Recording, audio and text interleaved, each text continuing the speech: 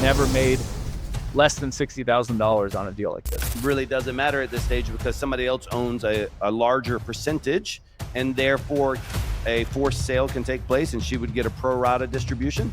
Correct, yes. A distribution based on her percentage of ownership. Exactly. Wow. That decrease in new supply creates this opportunity for the existing supply. Did I make that narrative up in my head, or is it tougher and tougher for I just don't see them coming online like they used to? The reality is the secondary market, which is already existing mobiles that you buy and fix up.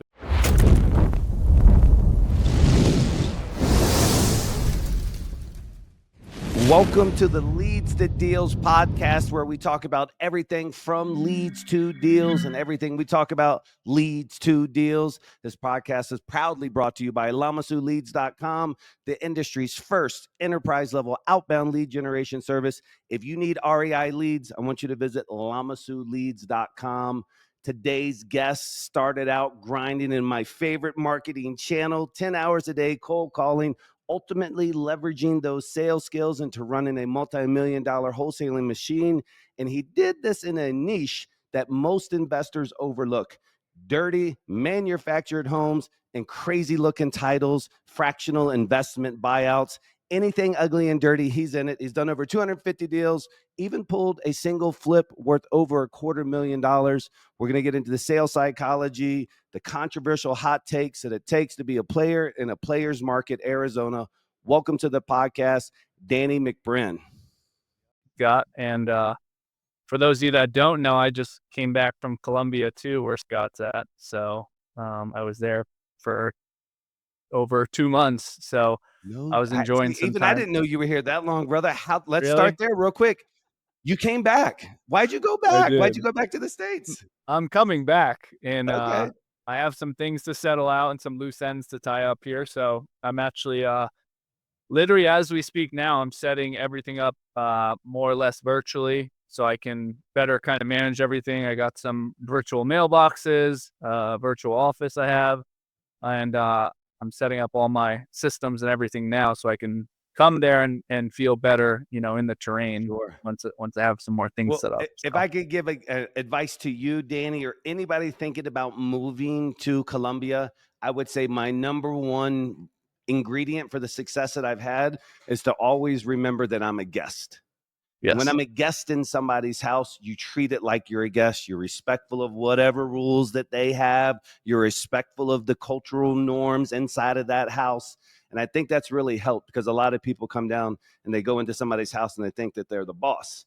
But I just want to be a guest whose people are happy to host me, and I'm happy to be there. Yes. And I couldn't Cool, agree dude. more. It's a beautiful place. And I mean, most people may have a stigma about it or think a certain way, but it's different than, and I've been to so many places in Latin America, and there's still nowhere like it. The buildings, the people, the culture, I mean, everything about it is it's one of the most well-rounded places in terms of a quality of living and everything like that. Cool. Well, as I say, bienvenidos, man. I'm happy to see your journey down here, and I'll be happy to kind of help you in any capacity that I can. I want to talk about, though, what even allows you to do that. Let's just be honest, guys. You're talking about two people, one who's on the way, one who's already here, who are running monster real estate machines from another continent inside the United States. And so for you guys or gals who are kind of like, should I get into sales? Should I get into real estate? I don't know. And your boots on the ground there. Just imagine those sales skills that we have allow us to do it from anywhere in the world. And I thought about this being like one of those true laptop lifestyle type industries, Danny, when I first got into it. So let's talk real quick about your sales journey. Did you really start out cold calling, or did you do some other stuff before then? So I graduated college around 2017, and then I actually was in a role for Enterprise Rent-A-Car. And what you might think of it is that there's no sales involved, but actually they push sales so much there to sell their insurance products and whatnot. Yeah.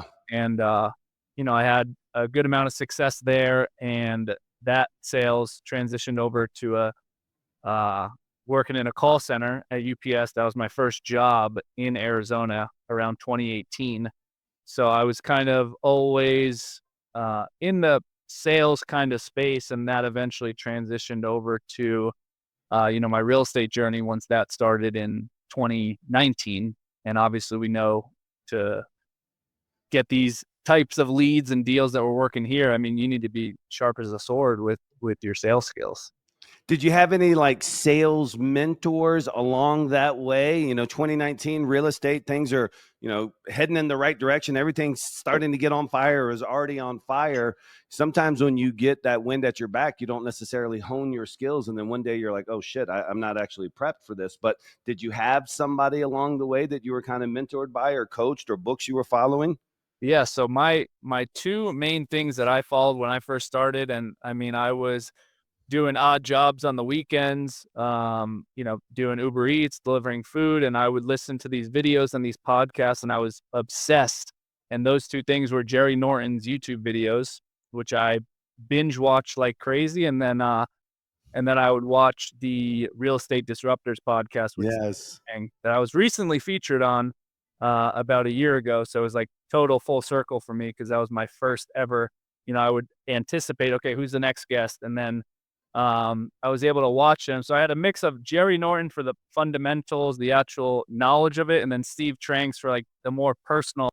Hey, where was this guy's journey? Was he like me? What did he go through? How did he build up? So it was more personalized, and those two things, helped me tremendously throughout my journey. And I was so thankful, like I said, to be on it because it felt like a total full circle to get on it. So What a blessing. I think of the word when you say that, Danny, it's called evergreen. It's a marketing or a sales strategy that just lasts forever. The content of Jerry Norton, the sales strategies of Steve Trang, they truly are evergreen. You can go back there and watch the way that these people talk about how you interact with sellers, how you build discovery and rapport with sellers. It's so evergreen. And I just had Jerry Norton. You're actually the guest after Jerry Norton. I just had Jerry Norton on my podcast last week, and it was really cool to be able to have him as a guest and kind of pick his brain and get his feedback on the industry.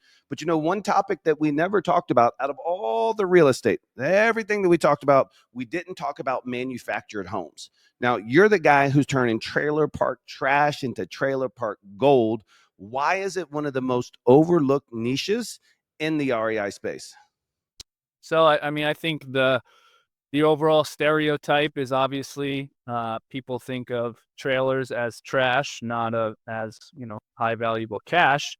But these people think, hey, it's not even real estate. It's you don't own the land. There's leased land, and it's like a car that you can't even deal with. So what I specialize in is owned mobiles on owned land. So this is actually mobiles that are affixed to the land, and they're classified as real property. You can get FHA financing, you can get Yes. VA financing, conventional. So it's treated like every other single property. And I've found, the opportunity with it is that I look at, hey, what makes a good wholesale deal? And what makes a good wholesale deal to me is the price point of the property.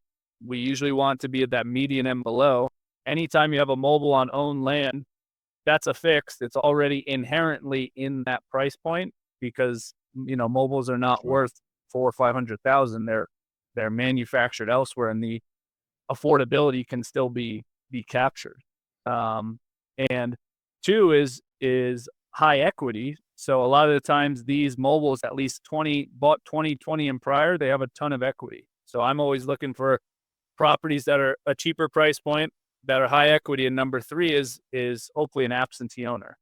And when you have an absentee owner, for the tenant quality in a mobile home is never the best. So anytime Yeah. there's an absentee owner with a mobile home, that tenant likely has caused some type of disturbance, messed up the property. So once again, causing that person to want to sell at a discount and get out of the property. And that's a gem too, guys. For everybody that's thinking about this space or in this space, the absentee owner pain in a trailer is so much more substantial. Once you get a certain level of damage done to a property, it's wildly different than a brick single family home. You get $30,000 worth of damage, or you get a floor destroyed in a mobile home. and like you're toast. And so these people are going through so much pain if they do have the tenants that have just kind of screwed them on this property. And so I wonder, a guy like you know, most mobile homes are kind of sketchy areas, and it's no different than being like downtown in the hood somewhere. Have you been doing this face to face over these years, Danny? Were you guys going to the mobile homes, or have you kind of always been a virtual model? No, I actually my first ever deal was actually a manufactured home in Mesa, and I went in person to the appointment. So I had a commercial office building in Mesa. We ran a more or less like a hybrid model. So probably 70% of the deals were done over the phone, and then the other ones were done in person. But where I live in Mesa, Arizona, it has the most populated amount of manufactured homes on owned land. So, Wow.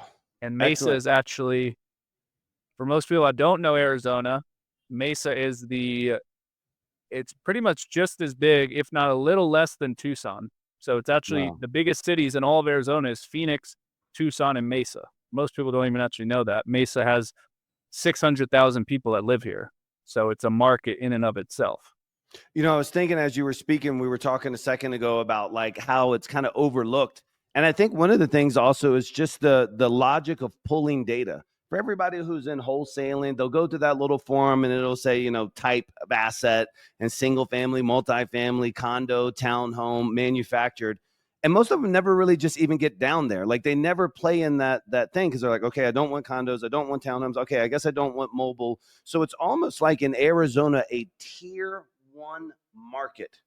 You found this little pocket of like a blue ocean out there. Is it hyper competitive? Am I misreading that? Is it less competitive than single family?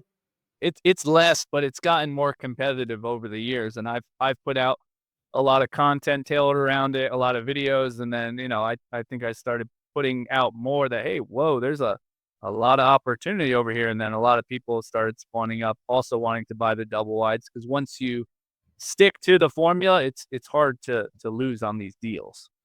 What marketing channel, if somebody is starting in someplace other than Arizona, give them Florida, give them North Yeah, Carolina, yeah. wherever it may be, but what marketing channel, Danny, are you telling your buddy at the bar who's going to specifically target these? He's got his capital ready, he's ready to rock and roll. What channel is performing best in 2025 for this asset class? For me, after spending hundreds of thousands of dollars on marketing, doing every single marketing source, I solemnly believe, still to this day, the best marketing source is cold calling. Bam, bam, bam, 1,000%, bam, bam. with Somebody hit llama's the leads alarm. too. But for me, I've done, to give you a perfect example of why, and I'm not, just saying this out loud, but I've done PPC, I've done PPL, I've done TV advertising. I was spending $100,000 a month on marketing at one point, and 60,000 of that was for TV. And TV, I was getting every single lead under the sun. I would get a Scottsdale house, I would get a Mesa Mobile, I would get a listed property, I would get agents calling.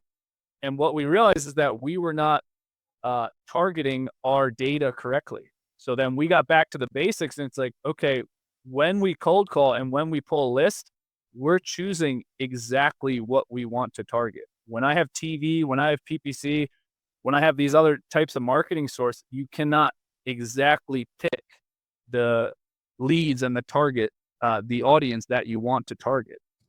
You know, I was reading today over 20 million manufactured homes, I think built after 1976 or whatever the age range is, are in the United States right now. I'm like, man, that's a massive number. And I don't know exactly how they aggregated that. So there's definitely a lot of people out there that would definitely need your services. Is the conversion, the post lock? I've never locked up a mobile home, only done single families. Is the conversion any different? Do you find you have more title issues? Is there any additional laws or regulations? Is there anything peculiar that's different than a single family back end wholesale transaction? Yeah, you have more underwriting things that go into the process. For example, your affidavit of a fixture, Mm. the rule with, hey, is it post 1976? Is it pre 1976? For those who don't know, if the mobile is built prior to 1976, it's not financeable due to an electrical recall with the HUD or whatever governmental agency was regulating it, but a lot of the mobiles were catching on fire that were built prior to 1976. So then they said, hey, we're not financing any of these mobiles. And then there was new code regulations or whatever. And again, I'm not trying to flood your market, Danny, but I just want your No, honest assessment. Do you think mobile homes in the capacity that we're talking are more a niche for a super experienced guy, or is it something that somebody's a beginner could also go headstrong into as well? I mean, I think a beginner absolutely could, because the odds of you hitting the type of, the wholesale lead that I talked about earlier, the odds of you hitting that are going to skyrocket with a mobile. A lot of these people, they don't, they may be talking to a lot of people every day, but they're not talking to the right people with the right Yeah. motivation. And with a mobile home, your odds of talking to that person and being having the correct lead is going to absolutely skyrocket as opposed to single family. Danny, in single family, we talk to a lot of people who are at that stage of life, either economically or just health wise, where they have to downsize. I don't really, and I don't know, but I don't really see downsizing as the number one factor in somebody who's living in a 600 and some square foot mobile home. What No. is normal, the move from there? What is the why? I'm an owner occupied property. My property is distressed. What is this life event that you see the most? So that way we can build a sales presentation and expectations around the common maybe objections we get. What's the main motivation you see across the years for people who are looking, owner occupied people who are Yeah. looking to get out of their distressed mobile home? I mean, for the factors that I'm seeing, it's gonna be the upkeep that they don't have, and usually, the average Joe doesn't have $50,000, $100,000 laying around to go fix up their property, put in the improvements, and then max the value. All the money that they have is inside of this trailer that they've been accumulating equity from over the years that they've owned it. So their savings account is the trailer, and that's what they need to cash out. They can't use the money set aside to make the improvements and then get out. They want to realize, the gain that they had for the past 10 to 20 years in the mobile home. Do you find that on the disposition side for everybody out there again? So we're talking kind of like wholesale contracts. He's locking it up. If he doesn't want to take it down and flip it himself, he's going to find another buyer where he can assign his equitable interest in that first contract to somebody else for arbitrage or a spread. But do you find dispo of this becomes very unique? Do you guys have to deal with park approval processes and age restrictions or anything that traditional real estate investors typically don't have to deal with? Well, my buy box criteria of what I wholesale and what I target is specifically no HOA, no age restriction, owned land. So I'm already the boxes that I'm looking for that I'll buy in wholesale Beautiful. already inherently have the things that I'm looking for. So when I go to dispo that or put it on the wholesale market, it's already going to have the factors that I know I want as a buyer. So other buyers are going to have the same criteria. And for those of you who are doing PPC and PPL and TV, radio, the one thing that me and Danny both love about both mail and cold calling, it's truly the only way that we can curate that exact buy box that he's talking about. I can't go to Google and say, hey, man, whatever you do, please don't send me anybody who just bought the home in the past 3 years, or don't Yes. send me anybody who's got an HOA fee, or don't send me anybody who's got less than 30% equity.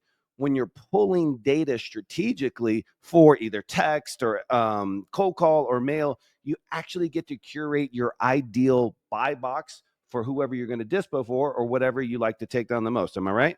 Yes, exactly. And that was the biggest thing for me that I've seen over the years of wanting to start the new marketing source is that it all came back to, hey, what does our data say that we have? Out of over 700 deals, 90% of my data has told me that the average price is, at least ARV, is somewhere 400 and below. And number two, 90% of the deals, all the deals I have done were an absentee owner. So that data is telling me that anything other than those factors, my chance of contracting and closing a deal go down tremendously. great observation. And I can tell you from a macro scale, because I'm calling markets nationwide in different asset classes, the higher the ARV, the more the hesitancy to various marketing channels. You know, if your Yes. life is pretty good, if you're in an $800,000 home, it's not that you can't be distressed, but the odds of you answering random calls are way different than somebody who's in a house that's got an ARV of 200. It's Right. just they're used to friends having rotating numbers. They're used to everybody kind of changing lifestyle and having to answer. And it's just a different vibe. And so that's what I love about your asset class. I'm curious, you're in what I consider to be the tier one of tier one markets. Like I think Arizona, LA, South Florida, right? San Diego included in that LA. What kind of, I think Miami is the most vicious. Now, I could be wrong because I've never really done much in the other ones, but I see Miami as one of the shadiest markets out there where the unethical and dirty tactics are like first, every buyer actually is a wholesaler. And so, what's some of the crazy stuff that you've seen in Arizona being a tier one market? I mean, it's obviously a complete savage environment. I know it's crazy to say this, but I know every single time I would love to pocket sell a deal is what I call it, where you don't Yep. have to send it out, you don't have to put it on the emails. And I would just prepare my team every time. It's like, hey, we're gonna send it out, and someone's gonna show up to that seller's house with a phone like this, showing our marketing and contract price, and that's what these people do here in Phoenix every single time. I'm immune to it. I'm prepared for it. I try to be as transparent as I can with the seller, Yeah. because I know that's exactly what's going to happen. It's unfortunate that it does, but some people do it purposely, some people do it naively, Yep. but it's just the way that it is. And obviously, there's bad actors in the marketplace. There's a big lawsuit going on with Mm-hmm. the attorney general too for some bad characters in Phoenix. So we're in a major metropolitan area, and unfortunately, we have some bad actors in the space, like Well, I everywhere. think it's everybody who's in REI who's hearing this are all like, yep, me too, me too. It just happens with more frequency in these top tier markets out there. Yes. And I think too, there's so many people that were doing a couple of deals a month a year ago that are struggling right now, that they're only in this, like trying to daisy chain the hell out of a deal, that they've created a mess for themselves and everybody else. I think about mobile in the following way. It's got a great affinity because it was really popular when I was younger. Like it was like a thing. It was more, and I felt like the zoning approvals were more. But you're not really going to have a brand new mobile home park in a really nicer-ish area. You always get some pushback from the fancier neighborhoods because it's just got a negative connotation. And so I Yes. think that decrease in new supply creates this opportunity for the existing supply. Did I make that narrative up in my head, or is it tougher and tougher for like, I just don't see them coming online like they used to?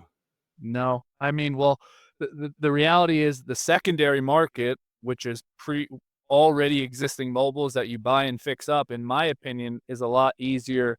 And getting into a deal like that is far easier than the new mobile home space, because that's a totally different exit strategy, acquisition, permitting processes. So dealing with what I like to do is the secondary market, you're able to get more deeply discounted deals unless you're a dealer and have a dealer's license on that. Mobile, with the new mobile side, it's a lot more difficult, and the process is way different than flipping a mobile home or wholesaling a mobile home. As this podcast started, I was kind of asking you, what have you been up to lately? And you hit me with like three words and this phrase I hadn't really heard, but I just try to connect the dots. You said, I'm now really heavy and focusing on fractional interest buyouts. For Yep. everybody who just glazed over, give us the GPT fourth grade version of what fractional interest buyouts are and how you would even possibly target that. So, I mean, they're my favorite deals currently, and essentially, what you're dealing with is ownership disputes. When more than one owner is on title, let's say 2 or 3 people, and they can't agree what to do with that property, and they own it a certain way, you can buy out their percentage of ownership. You don't have to wait for the other 2 parties to be ready to sell. If one party wants to sell, you can enter that deal and purchase the deed from them, and their fractional interest, as we call it, because they own a portion of the real estate, and you can now enter the deal as a percentage of ownership. And so what commonly are these failed business partnerships, or are these more inheritances? And then again, how do you find these people? A lot of inheritances, because once a person dies without a will, Sure. the heirs inherently all become tenants in common owners. So a lot of the situations I see are maybe they all inherited it. One person's living in it. The other two people are out of state. And hey, they just want to get rid of it. But the person that's living in it is living there rent free. They don't want to move. They don't want to buy out their siblings, and they don't want to sell. So there's no difference from when those siblings are in that issue versus me. So once again, I'm just buying the problem that's already there on the table. And what I'm doing is I'm buying a seat at the family table, as I call it. And that family table is a mess. And if I do buy in, let's just use this 3 heirs. 2 of them maybe don't want to sell. The one person reaches out to you and you say, hey, listen, I'll just give me 10K. I'll let you take my 33rd position. I assume your objective is to force the hand at some point of the other 2. I don't know. But Yes. can you legally force them once you get over a certain percentage? Can I just like strive? If I get this other 33, then I'm 66, and now I can go in front of a judge and demand some type Yes. of out? That's a partition sale, and there's a partition sales are available in every single state. So if you have any percentage of ownership, you can file with the courts for a partition sale, which there's partition in kind, and then there's partition by sale. And back in the 18th centuries, they didn't have partition by sale because it started as farmers that couldn't agree what to do with their land. So the courts would partition it in kind, which is, hey, you get an acre, you get the other acre, and you get the other acre. Now, once single families came along, obviously you can't cut a single family in half. So hence the partition by sale was created. And now the courts partition it by a sale, and then you split the proceeds with your co-owners. So in theory, somebody who's like, I would never sell to my sisters, all of a sudden her sisters sell out. Now you have a, let's just say, in controlling percentage. You can go to the judge, and the judge would look at that and say, oh, well, that sweet sister, that one daughter who's still holding on, who's emotionally attached, really doesn't matter at this stage because somebody else owns a larger percentage, and therefore a forced sale can take place and she would get a pro rata distribution. Correct. Yes. A distribution based on her percentage of ownership. Exactly. Wow. Yep. I guess first question is, how'd you stumble into that? And how many deals are wholesalers losing a week across the nation to this exact scenario? A ton of them. I'm working with multiple parties right now that I explain the concept to, and they go, holy shit, I just canceled a deal 2 months ago. Let me call this guy. Hey, he said he would sell his share. So you have millions of dollars already in your CRM and canceled deals in the past. And once I tell people this strategy, they go, holy shit, I just had a deal like that. Holy shit, I just canceled a deal like that. So everybody already has the deals and the money sitting in their pipeline. So that's the first place I tell everyone to go, is what are the past deals that you did cancel or didn't pursue that fit this criteria of what we're looking for. And for me, I've done over a dozen of these deals, and I actually did one 4 or 5 years ago. Was my first one ever, and I had no idea what I was doing, nor did I know this was a concept or anything. Sure. And I bought out, it was a four owner property. 2 of them didn't really have a claim that I had to do a quiet title for, and the other 2 I had to buy out their percentages of ownership. And then eventually I bought out the ownerships. I got all the deeds. I did the quiet title, and then I was left with a clean title, and I was all in for 30 grand, and I sold the property for 70,000. And what I love about this is that, does the average wholesaler have $30,000 of cash lying around to do these types of deals? Absolutely not. Are these types of deals subject to wholesaling regulations? Absolutely not. And are these deals like a traditional flip, and contractors and people that are a pain in the ass? My contractors are high level sophisticated attorneys. That's who I use as my contractors, because we're doing legal work and we're fixing up the title to the property. Well, I think you just raised my next question, which is, part of the pains of going through the litigation process, it doesn't even really matter if you're right or wrong. It's the cost of litigation. It's the cost of these Yes. factors. And so just from my outside in, and let's just say it's your average process where you're doing a fractional interest buyout, what percentage of them actually have to go the legal route, or are you able to talk sense to them? I guess first let's establish that. I've never, out of all the ones I've done, I've never had the court finish it. Wow. It's gotten to the point where it was approved and then I was bought out. I was refinanced out. So never once has it actually ever gotten to where an agent listed it and they still controlled it. I have got it to a point where it was approved to be partitioned, but the owner quickly refinanced our portion of ownership out at a Amazing. very reasonable price as well, at fair market value. And I never go into these deals unreasonable or wanting every single dollar. I go with what's fair. Well, Danny, it sounds like it's a byproduct of a traditional wholesaling or investment type of strategy. So, how do you do more of that, or is it now the primary focus? And if it's primary, how do you make that your focus versus an accidental byproduct? Well, right now, I mean, I'm working with other people on their deals because, like I said, the average wholesaler doesn't have the money for them. I have the capital, I have the expertise, and I can be that kind of arm to these other people's wholesale operations to, you know, do a different exit strategy. This is your next novation. This is your next creative finance. This is another tool in the tool belt to go after these leads. And once you hear it and you realize that this can be done, you treat every single lead so differently because it's a completely other exit strategy that people don't even use.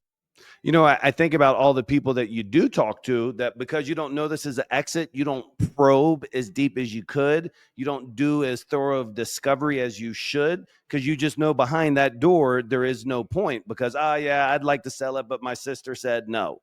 And then Yep. you just pause and you stop. But those conversations are where you got to have that rapport. And the thing that I really love about what you're saying, Danny, is you have to be able to have really good quality, I'll say salesmanship, but at least communication skills, because you're dealing with the worst situation possible, typically an inherited house where somebody's passed away. The family has a loss. And what happens when there's assets to be distributed amongst the family that is fractured is then it's infighting. And then you have ego and pride, and you're having to navigate all these things to get them the solution that they really want, but maybe and financially really want, but emotionally can't get to. So are you having to like walk people through this whole paint them a picture that is beautiful, that better than the one that they have?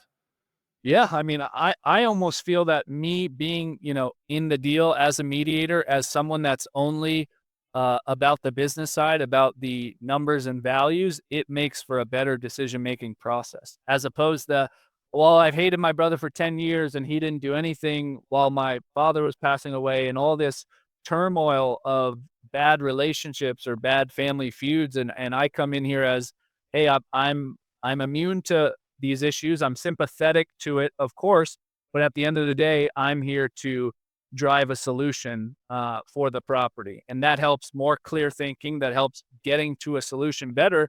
Because at the end of the day, whether it's me or the sibling, the end result and the process of what you have to do is the complete same. Dude, I You love either that. you either Go ahead. have to buy out your sibling buys you out, or you guys sell the property.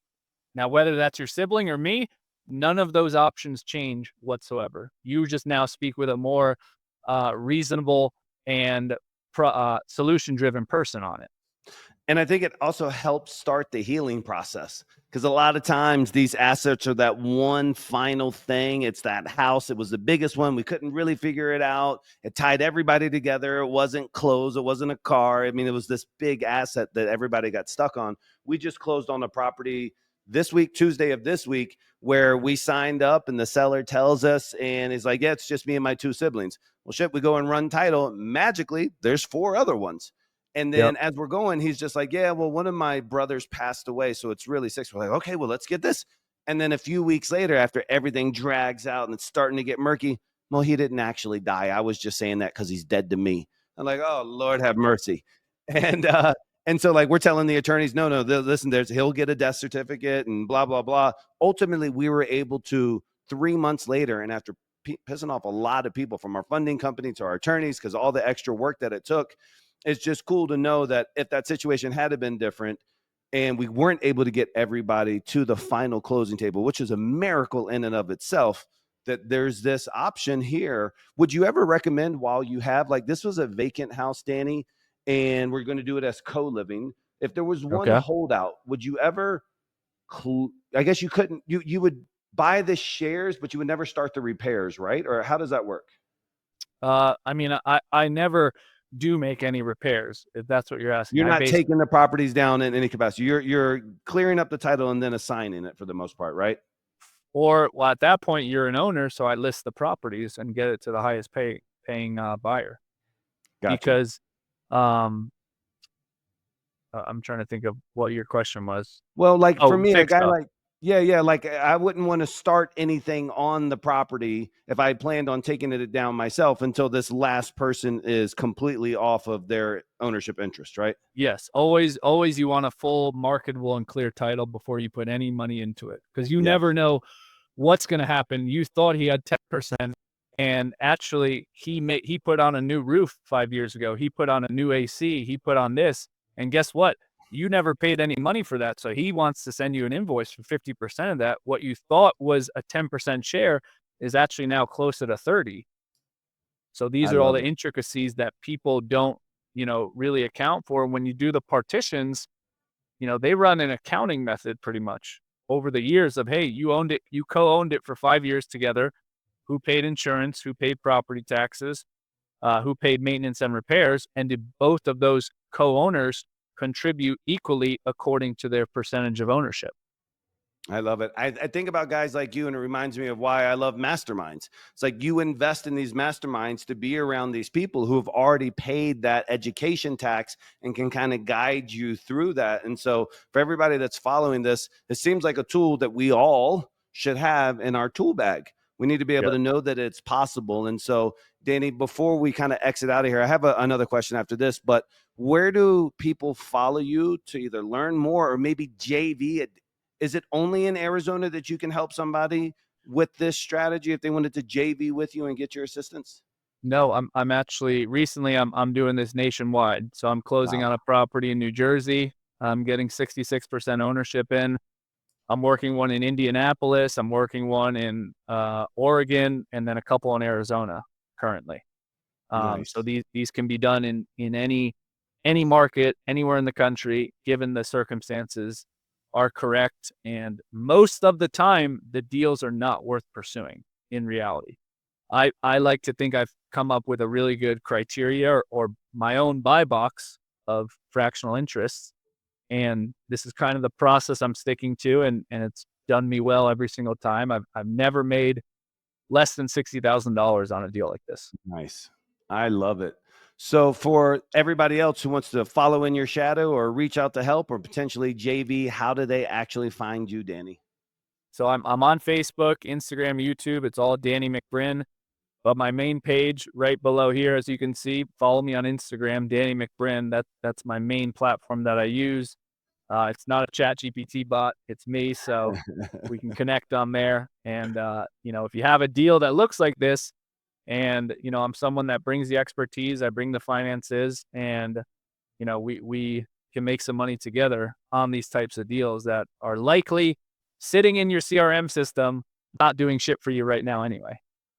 I challenge everybody out there, grab your phone, go in, lock in, let's go ahead and follow.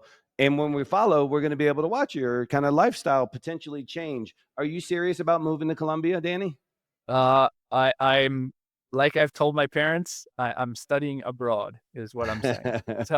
So when I study abroad, I have the intention of coming back. Yes. Okay. Good. Yeah, that's what I mean. Yeah. You're going to go spend some, but where do you see yourself 6 months from today? Where do you think you'll physically be operating from? I'm going to be in Medellin, Colombia. Perfect. That's where I'll be. We're excited to follow the journey, excited to be able to be a resource. We open our doors up to you. We're only a short flight away, about a 40-minute flight, about 4 or 5 hour drive because of the mountains. But dude, we'd love to have you here in the office, checking out the operation, learning a little bit from you, sharing some of our knowledge as well, Danny. So I thank you so much, man, for being a guest. I welcome you to Columbia, and I'm interested, and I will start researching a little bit more and following in your shadow on this fractional interest buyout, man. Thank you so much for being an awesome guest today. All right. Thanks, Scott. Yeah, have a good one, brother.